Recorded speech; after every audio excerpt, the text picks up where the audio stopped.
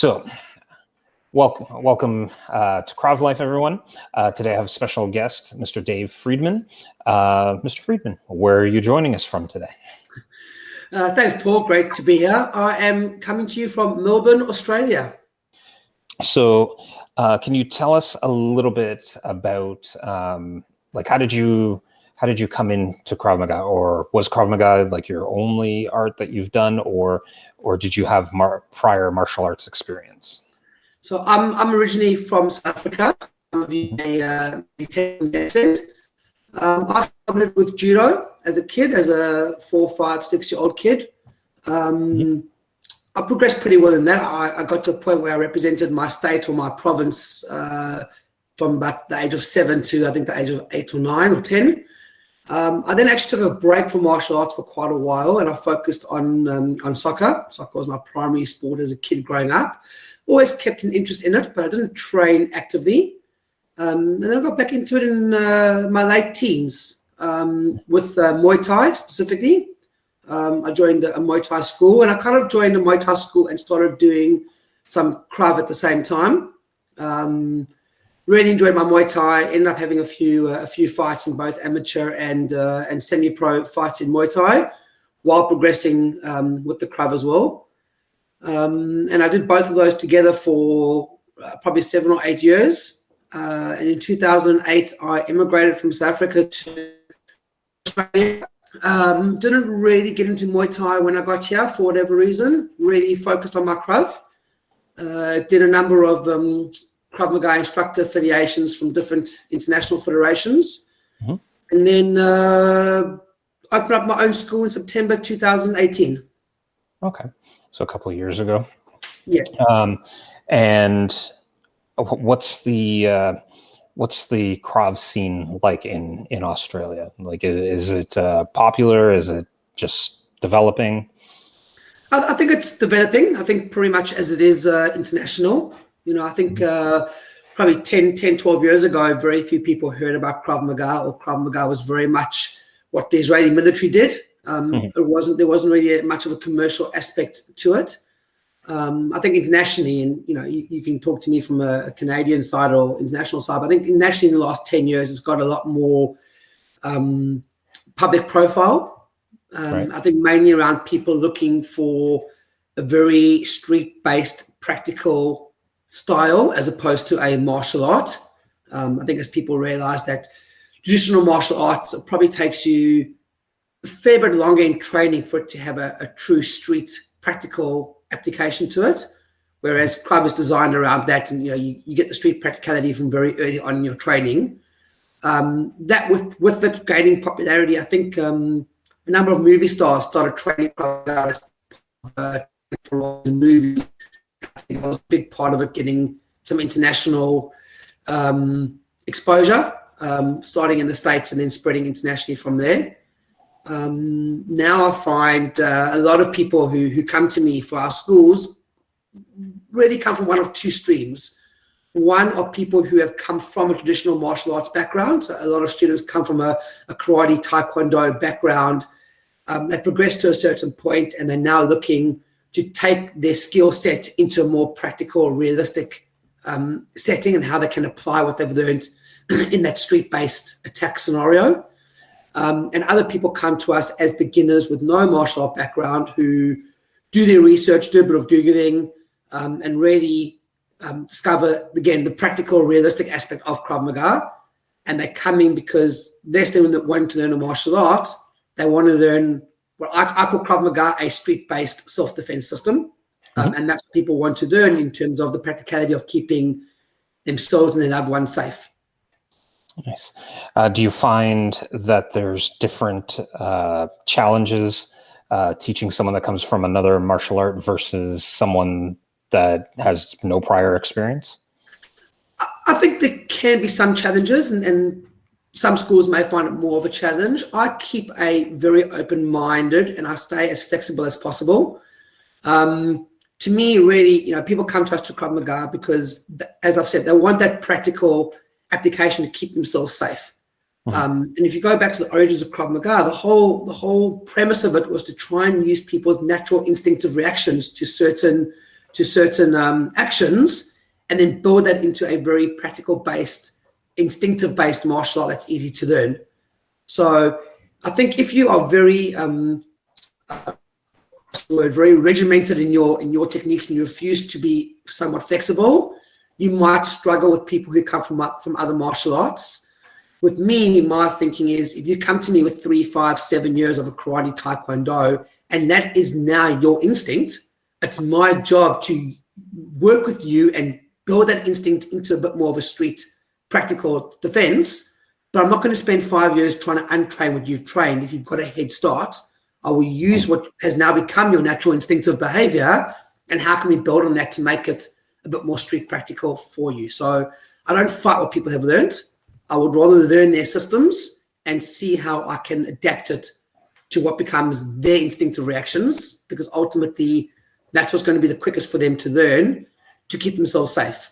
It's not about me and what I want to teach. It's about them and what that's easiest and quickest for them to learn in that practical setting. Nice. So it's very, very individualized training then. We try our best to be. Obviously, we have our techniques and we teach our techniques. But if somebody comes to us from karate and their natural stance is very much a hands down stance, I'll try and work with them to have more of a hands up stance to protect their things. I'm not going to fight it too much. Philosophy is effectiveness over technique. So if you can achieve your objective, that's what it's about. In the street, there's no such thing as somebody attacked you, you're defending yourself, but you used the wrong stance, I'm afraid. It doesn't happen. You win or you lose. There's nothing in between. So if you can defend yourself effectively from what you've trained over a number of years, and that becomes your instinct, I'm not going to fight you on that, because the more you think about it in the street, the slower your practical reactions are, and we can't afford that. Yeah. That makes complete sense. It's because Krav is about taking a person's natural reflexes and movements and making them into or helping use those to defend yourselves. So that's neat that you're also viewing that from a perspective of someone's already retrained those instincts by using a different martial art. You just kind of use that and retrain them on that basis. That's neat. So in Melbourne, or in Australia in general, do you find that like here in North America, we're seeing like an increase in people being, for lack of a better term, they're tense, right? There seems to be more aggression. People don't know how to socialize anymore. And in some instances, there's a definite increase in violence. What are you finding in your area? So absolutely. I mean, number one, I come from South Africa, which is a very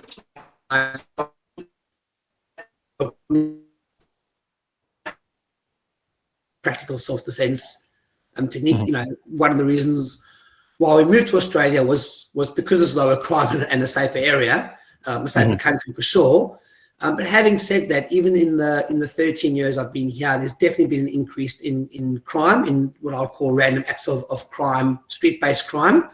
And obviously that all deals with increase in alcohol, drug, mental health issues that you see on the street, and particularly, drugs like ice that cause excessive aggression certainly lead to more street-based violence. And as there's more street-based violence, and as it gets more media, more press, so people get more concerned, and so people decide they want to take on a more practical self-defense skill, because but you get those who get concerned and want to hide, and you get those who get concerned and say, well, I want to try and do something about it to at least put myself in a better position to protect myself and my family. And those are generally the market that become our students. Nice. And so is there also an increase in females entering or looking for Krav Maga versus males, or is it they both? No, definitely an increase in females. I'd say in my gym we have quite a strong female cohort.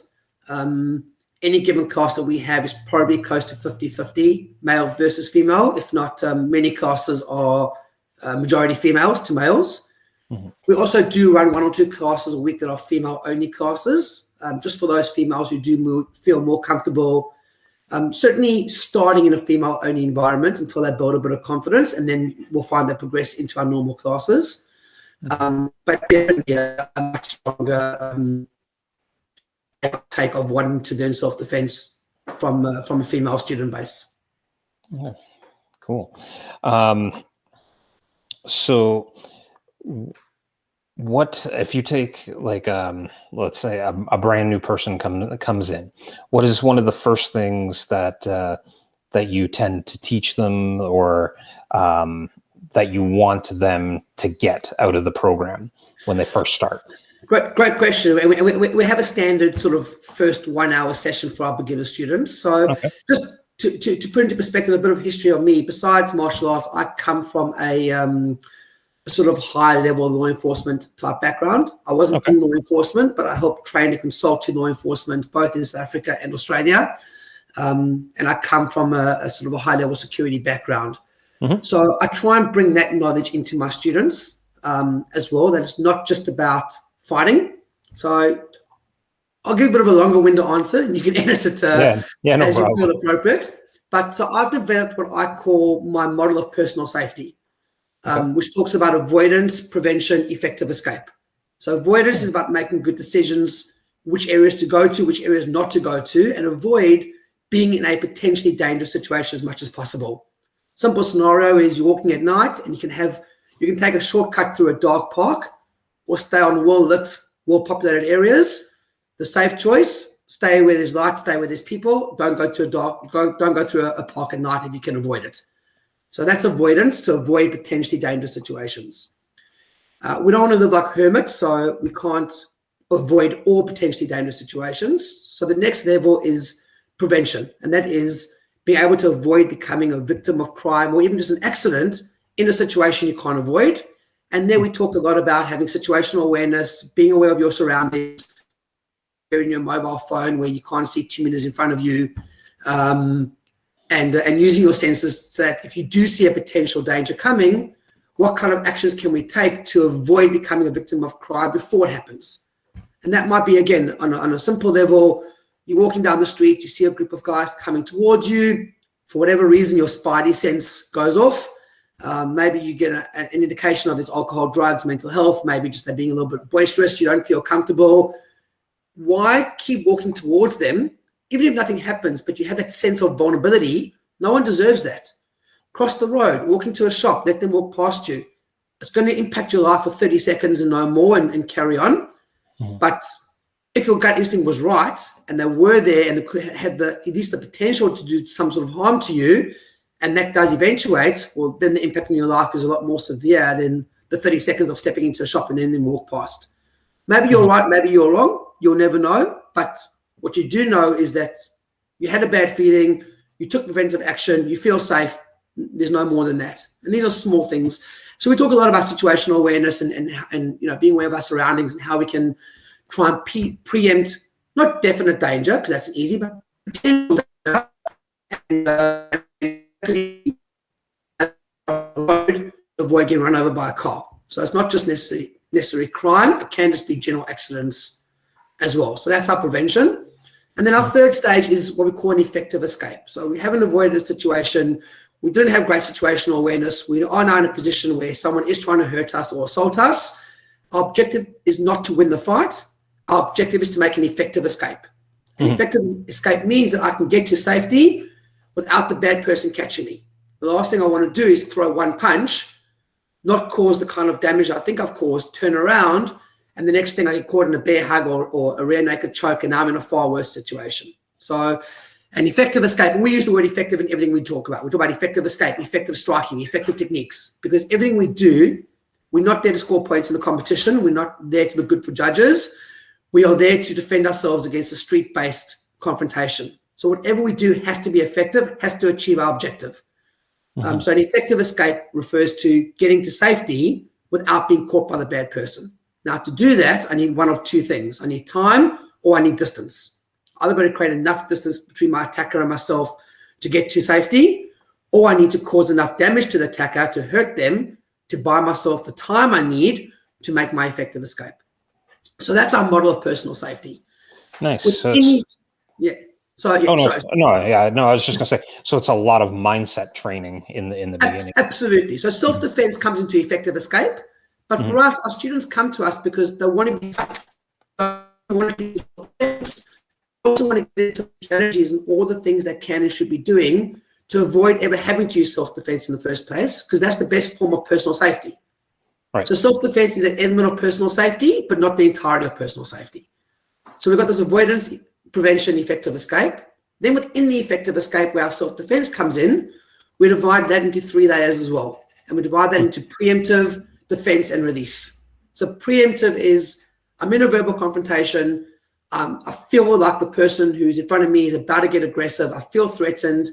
I don't know how it works across the world, but by Australian and Victorian law, but even more so by moral law, I don't have to wait to get hit before I can defend myself. I can strike first if I can justify that I was in a threatening situation and that I thought the person in front of me was about to hurt me. So as long as I have that justification, I can preemptively strike. So our self-defense, we work into preemptive striking, which means striking first to create that effective escape. Defense means my attacker is throwing strikes at me and now I've got to block or defend and then I can counterattack. And release is where my attacker actually has their hands around me. So I'm in a bear hug, I'm in a headlock, I'm in a choke, something like that. I need to release myself from that situation and then go into some strikes and then facilitate that effective escape. So in our first session, going back to your initial question, we try and bring our students awareness across that model of personal safety, then the 3 stages of self-defense within that model. And in our first session, we start talking to them really, we have what we call our basic preemptive combination. So we take them through that in the first session. Depending on how quick the student picks it up and how quick they'll learn, we also might go into 1 or 2 basic releases. So release from a 1 or 2-handed choke from the front, pretty simple, easy to teach. And really gives the student, the whole idea is in the first session, you need to sell yourself, for the long-term membership. So we want to give the students those very practical elements and benefits from day one that they can see, wow, if I continue with this, this is the type of stuff I'm going to learn and this is what I want. If they spent the whole of, first session learning, a basic stance and a jab cross punch, not much more than that, they might go, where am I going with this? But in session 1, if they start seeing, hang on, I'm going to get some real good strategies and tactics to avoid getting into fights. Plus, I've already done my front kick, jab, cross, knees, in terms of that's, kind of makes up our preemptive combination. And I'm learning how to release myself from chokes and holds. And I can do that all in the first sort of 60-minute session. Wow, how much more have I got to learn? And then we'll talk about, if you get into a confrontation while talking and you feel it getting a little bit verbal, how you can start talking with your hands to keep your hands up so in a more natural position to instinctively defend yourself, how you can create some distance while talking so at least you are what we call outside of your attacker's reactionary gap, which means they can't strike you without having to at least move first. So you can create a bit more distance in still the verbal phase. If it never gets to a physical phase, even better. But if it does, by doing 1 or 2 very small things, you again just putting yourself in a better position to instinctively react if something, if a strike does come in. It sounds like a lot, but we managed to cover all that off in the first 60-minute session. And we probably have a 99% return rate based on that. Nice. So you pre-frame them, right? So you kind of set up their lens that they're going to view all their lessons from, and then they work through that. Does that model carry through into through level 1 and 2 and 3 and all the way up? Correct. So we work on 6 basic levels or belts, and every level we kind of have 5 categories of techniques that we teach, and every level will cover off some techniques from all those categories. So there'll be basic strikes, there'll be defenses against strikes, there will be releases from chokes and holds, obviously more advanced as we go. There'll be some basic groundwork, which is, a lot of it's pretty standard across Krav, even though groundwork in Krav is generally increasing as BJJ becomes more popular, and to a degree almost a bit of competition. So a lot more craft schools are adding in more BJJ to cater for that market. So those are the 4 basic categories that, from first level you'll do. Once we get to, levels 2 and 3 and but high levels, then we also bring in defense against weapons and multiple attackers as well. And those are the 6 basic categories that we teach at just about all our levels. But there will be something in all of those, at least from level 2 up. Level 1, we don't quite get to weapons defense just yet, because our level 1 is our very basic fundamentals. Our average student should progress from level 1 to level 2 in about 3 months of training.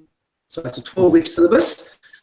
Should get through the level 1, and then from level 2, we'll put them into what we call our intermediates.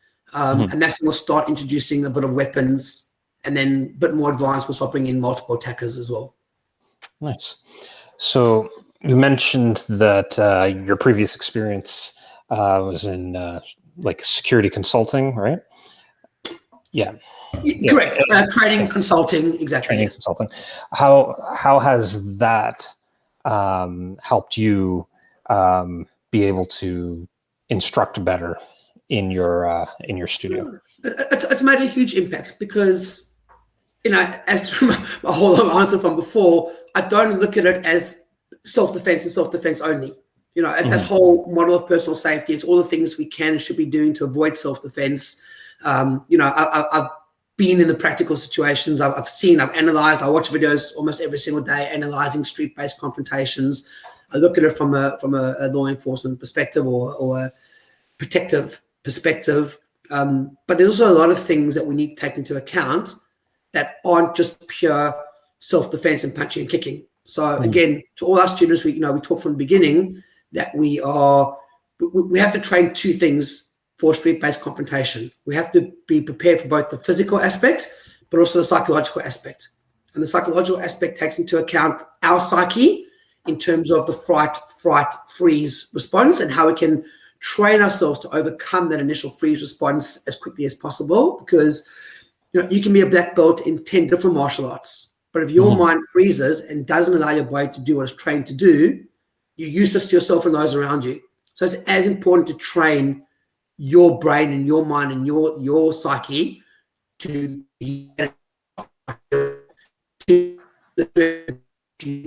will feel. And what does that mean? What happens to your body chemically when you do have an adrenaline dump, and how does that impact on what we teach? So, for example, there's a few things that happen to our body from adrenaline dump. We've got the elevated heart rate, the tunnel vision, the auditory exclusion, the time lapse. But one of the big things, our body throws out fine motor skills, and that's where we get and enhances gross motor skills. So you hear about super strength and that sort of stuff. It's because the body knows what it needs and what it doesn't need. So, which is why when people are sort of panicky and have their adrenaline dump, they can't get a key into a key lock. They can't push buttons on their phone to make a phone call, because those fine motor skills aren't there. Your body dumps them in the adrenaline dump, which means our techniques, none of our techniques should have anything to do with fine motor skills. Anything involved, trying to find a thumb and pull the thumb off you, we can't do that in an adrenaline dump. So our techniques all need to be big, gross motor skills, because that's what our body enhances. And we need to understand what's going to happen to us in a real life situation, not on what I call laboratory conditions on the mats where it's all nice and pretty. Right. So, when we start teaching these little sort of finger holds and that kind of stuff, it's useless in a real life situation. And we can't be teaching that to our students. So, all these come into effect. We also talk about the psyche of our attacker as well. So we try and understand what they're going through and how we can change. So, I referred earlier to effective striking. We tell our students, every strike you throw has to cause 2 things: physical damage and psychological change in your attacker. If we're not causing those 2 things, we're not making the situation better and progressing and facilitating our effective escape. And I think all that from my security perspective, from being very practical out on the street, analyzing, dealing, talking to people, being in situations, being in 1 or 2 myself, it really gives me a far more practical viewpoint on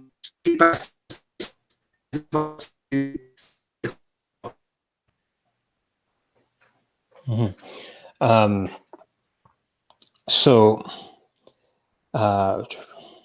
just making sure we're not frozen. Yeah, sure, I could see the internet was lagging. It's like something got laggy there. It's like you're on the other side of the planet or something. Go figure.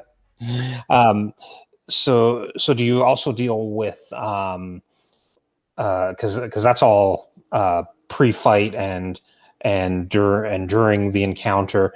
Do you ever deal with post event, like what happens to the body after the traumatic event? And we do. If I'm perfectly honest with you, it's something that I would like to do a bit more research and training in myself. It is something we probably can improve on in our school. We will talk about, making an effective escape, and obviously would always recommend, go get psychological assistance if you need to, depending on the situation. So again, we talk about effective escape in terms of my objective is to get out of the situation. So do the damage and get to safety. But your situation might not always allow that. So you might be in a position of either responsibility or position of authority where you can't leave. Maybe you're you're a security, you're a security guard or security personnel in a shopping center. Someone comes in, you take them down, but you can't just run away and leave the person there because of the responsibility you have. You have to restrain that person on the ground, and you have to deal with the after effects of the incident, and you have to manage the crowd, the people around you, incoming emergency services, making sure there's no, second or third perpetrators or assailants who are associated with that person. So there is all these, post-attack situations you have to deal with, and of course we cover those off. But it might not be based on authority. It might just be based on responsibility. You might be in a park full of kids.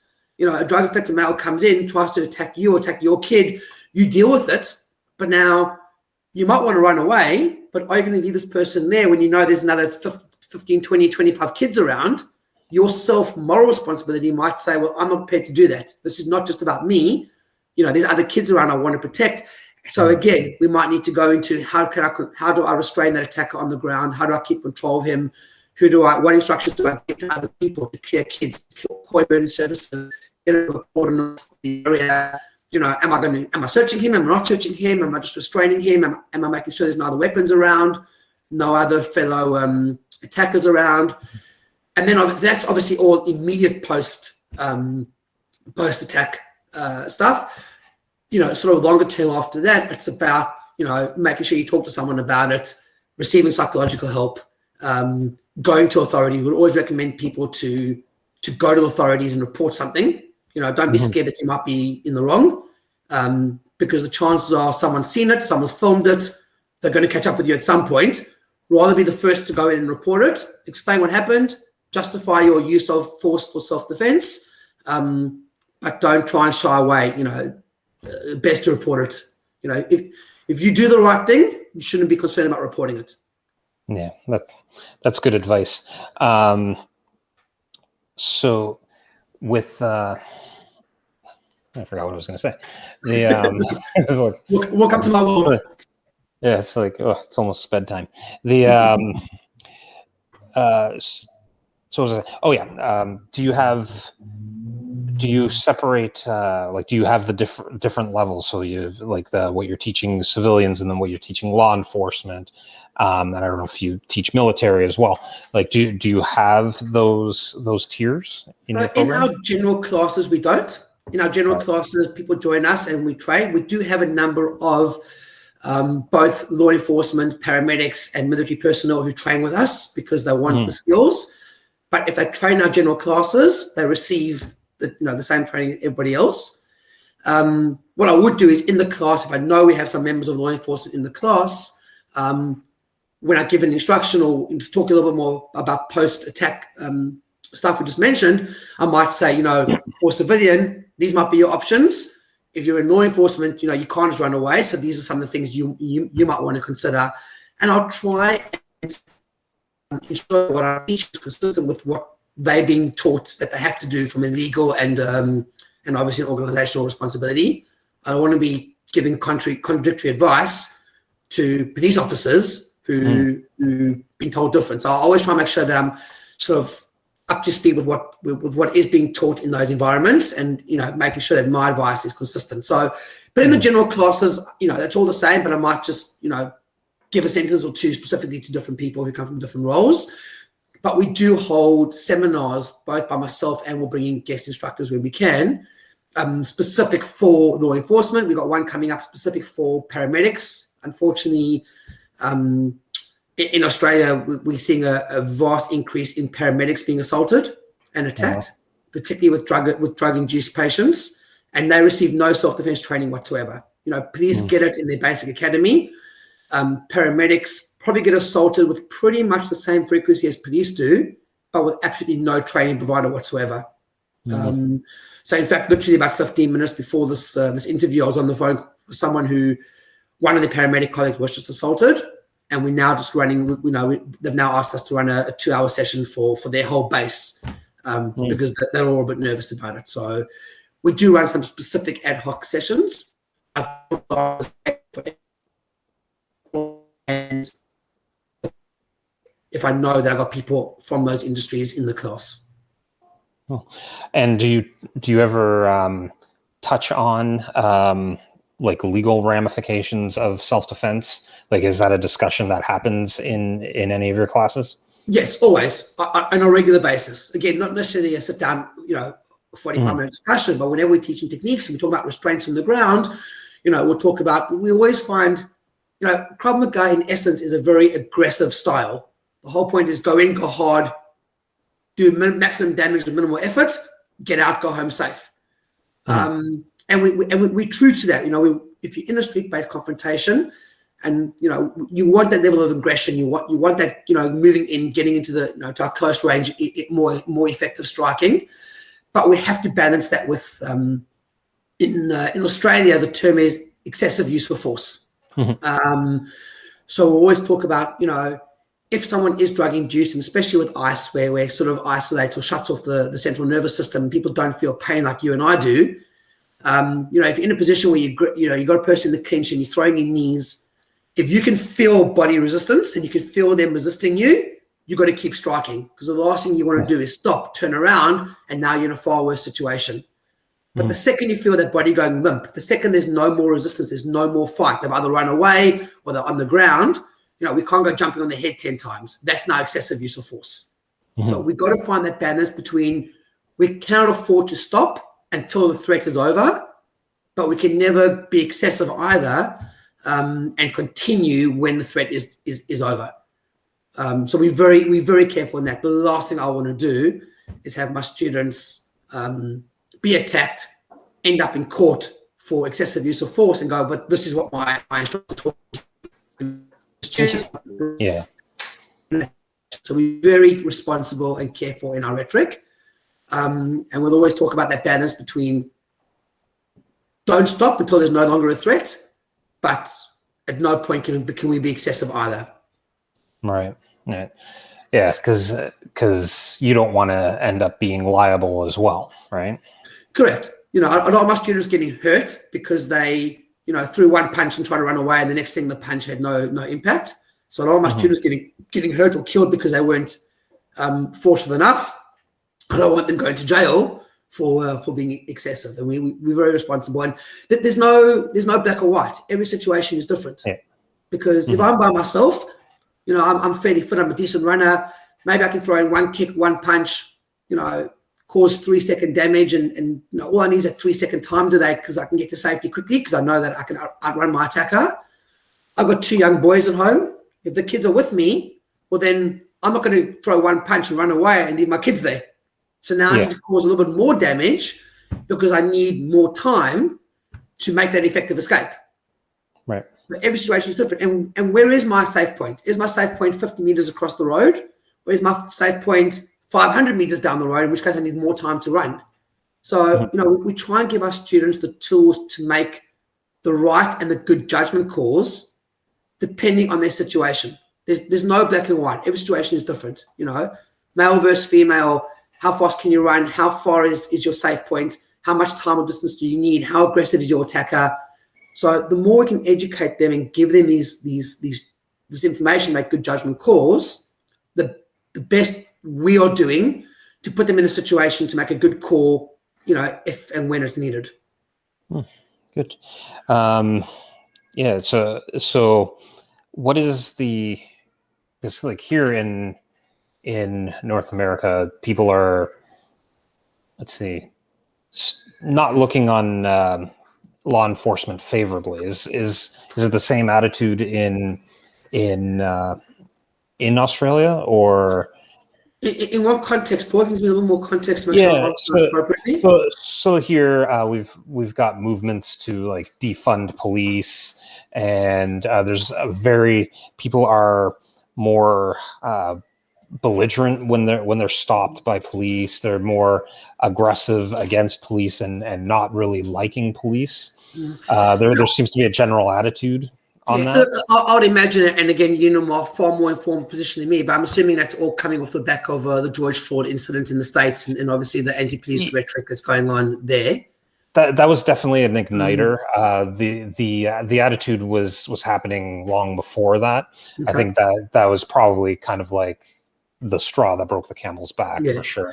So for us, it's not that bad. I mean, we did have some, we had a couple of Black Lives Matters rallies here, and we did have some anti-police sentiment, but certainly not to that level.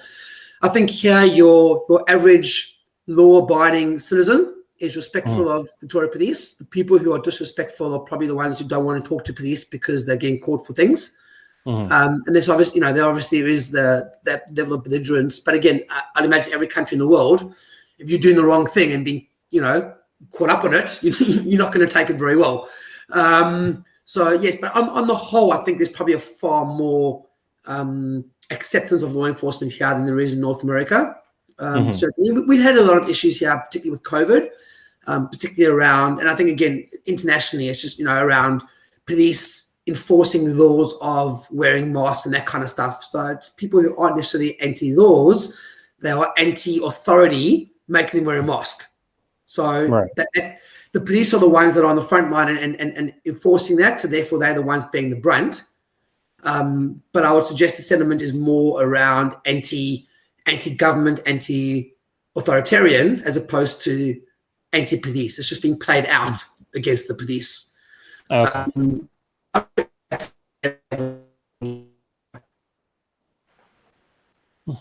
Cool. And so, if I'm trying to remember correctly, in Australia, there's a gun ban, right? Like there's no guns in Australia anymore. Yeah, there's no private carry of guns. You can have guns for sport or hunting, which people do have licenses for, in which case you're not meant to carry that around. You're only meant to use it for that purpose. Obviously, driving to or from a shooting range or to or from hunting is one thing, but obviously there'll always be those people who transgress it. Security personnel can carry firearms. Again, there's specific training needed, but again, only on shift. So if I was working security, I'd go to my office, pick up my firearm, work my shift, take my firearm back to the office. I can't keep it at home with me. I can't carry it, 24/7. Coming from South Africa, I had a gun on me and my gun never left my side. Different society, but Australia's not like that. Having said that, there's obviously a lot of illegal firearms around, and there was what's today? Thursday on the weekend, there was a gang-related shooting in Sydney, not in Melbourne, but two rival gangs. One shot the other. So there certainly are guns in the street, but nowhere near the level of what you would see in North America. And those guns that are on the street are, black market illegal guns, but you don't see it. And crime levels, that respect is way low. But you do have a lot of, because those aren't quite legal, obviously, our level of crime with edged weapons and blunt weapons, so knives, bats, even machetes, those can be quite rife. Yeah. So there still is private ownership of guns there. Then you just have to use it at a shooting range. Is that what I'm correct? Either for sport or hunting. So you can have long arms for hunting. Mostly still long arms for shooting. There's obviously specific laws around safes and how you can use them, and you're not meant to take them out the safe for any other purpose than going to a sports competition or to a range to practice. And if you do have a sports license, you have to do a certain amount of competitions per year so they can see you are active in the sport. And again, 99.9% of the people who have those licenses will adhere to the laws because they have the licenses for the right reasons. But in any society, you always have those who transgress the laws because that's just who they are. Yeah, no, that's interesting because that's not the way it was billed by anti-gun advocates here. So if you were listening to anti-gun advocates here in North America, they'd have you believe that the Australian government took every gun and nobody had guns anymore. So basically what there was before my time, but there was a massacre in a place called Port Arthur. I think late 90s before I got here. And that massacre is what led to the gun ban. So guns were available up until then. That massacre led to the gun ban. But obviously, there were some people who may have had guns prior to that didn't hand them in when they were supposed to. So, again, there are illegal guns out there. But in terms of legal guns, sports and hunting can have, but that's all. Yeah, see, here in Canada, you're allowed to have guns, but you're not allowed to carry them. It's very much what you're describing. Like we're only allowed to have them to go to the shooting range or for hunting, right? And for those purposes. But yeah, and it's been like that for forever here. So before the gun ban in Australia, did they have open carry, like were people carrying guns around, or was it? It was before my time here, Paul, so I can't give you a definitive answer. I don't want to say the wrong thing. I don't know. You could own guns. You could own guns. I don't know what it was in terms of open carry versus concealed carry. And I don't know how strict they were on private ownership permits. So I'm not 100% sure. You could have private ownership. I don't know exactly to what extent, if I'm honest. That'll be interesting to research. The gun ban came in a good 10 years before I got here. So by the time I got here in 2008, it was, society was already around, sort of no guns. Yeah, interesting. All right. So if someone's visiting Australia, or for our Australian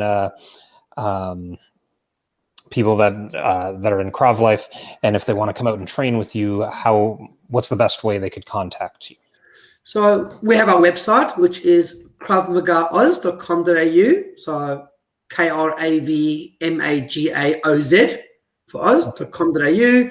We've got an Instagram profile, a Facebook profile. You can find us. The name of our gym is Krav Maga Australia. So you can just Google us and find us. We're in the southeastern suburbs of Melbourne, about 12 to 15 kilometers from the CBD. And that's us, and if anybody is coming from another school, is just here on a short-term visit to Melbourne and wants to come just say hello, check us out, or do a class, then we're more than happy to facilitate that, and always happy to open and to welcome other guests. If there are instructors from other Krav schools, even other arts that are coming out, we always love having guest instructors that can even either join us on the mats, or even maybe take a session and maybe help provide some training, some skills in things that we don't regularly teach, and we can try and expand the skill set of our students beyond what we teach on a regular basis. So any school owners, any teachers out there, if you're coming to Melbourne, mate, would love to have you for a session or a seminar or something, and expose our students to something a little bit different if we can. Perfect. I've been looking for a reason to go to Australia. There we go. Done. Get this COVID nonsense out the way, and we'll have you here, Paul. Awesome. I'd love that. I always wanted to go.